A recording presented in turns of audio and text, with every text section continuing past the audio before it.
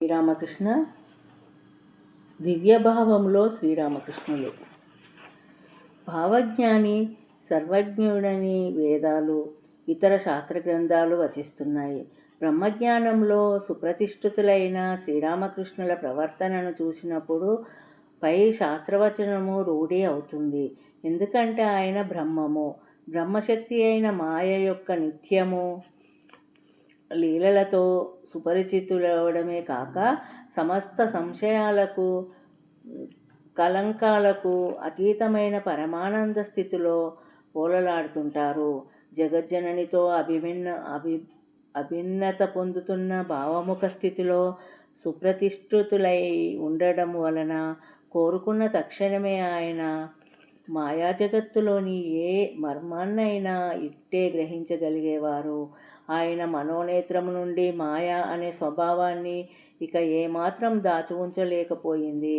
ఎందుకంటే మాయా మేలుముసుగును చొచ్చుకొని పోయే సూక్ష్మదృష్టి అయిన మనోనేత్రము సంతరించుకుంది కనుక స్వభావ సిద్ధంగా చూస్తే అంతే కదా. ఎందుకంటే భావముఖము విశ్వభావనలు కొన్ని సమయాలలో అభివ్యక్తం అవుతూ కొన్ని సమయాలలో అభివ్యక్తం కాని మాయాతీతుడైన ఈశ్వరుని విశ్వమానసము, ఈ రెండు ఒకటే కదా. విశ్వమానసంలో ఉదయించే భావాలన్నీ తన చిన్ని అహం తత్వపరిధిని అధిగమించి విశ్వ అహంతో తాదాప్యం చెందిన వ్యక్తి కళ్ళెదుట ఈ భేదం స్పష్టంగా కనిపిస్తుంది. ఆ స్థితిని చేరుకున్నవారు కాబట్టే శ్రీరామకృష్ణులు తమ భక్తులు తమ వద్దకు రాకపూర్వమే వారి గత జన్మలో జరిగిన సంఘటనలన్నింటినీ తెలుసుకోగలిగారు. విశ్వమానసంలో ప్రత్యేక లీలా అభివ్యక్తీకరణకు ఈ ప్రస్తుత దేహధారణ అని వారికి తెలుసు.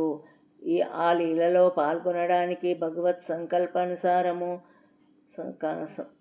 సంకల్పానుసారము కొందరు ఉత్కృష్ట కోవకు చెందిన సాధకులు జన్మించారని ఆయనకు తెలుసు. ఆ లీలా అభివ్యక్తీకరణలో ఎవరు ఎక్కువగా దోహదం చేస్తారో, ఎవరు తక్కువగా చేస్తారో కూడా ఆయనకు తెలియని విషయం కాదు. అంతేకాదు తద్వారా ఎవరు లబ్ధి పొంది ఈ జీవితంలోనే పరిపూర్ణత్వాన్ని పొందగలరో కూడా ఆయనకు తెలుసు. వారు వచ్చే సమయం దగ్గర పడిందని తెలిసి వారి కోసము ఆతురతతో ఆయన ఎదురుచూడసాగారు. మాయారాజ్యంలో జీవిస్తూ దాన్ని మర్మాలన్నీ ఎరిగిన వ్యక్తిని సర్వజ్ఞుడని కాక మరెలా పరిగణించాలి?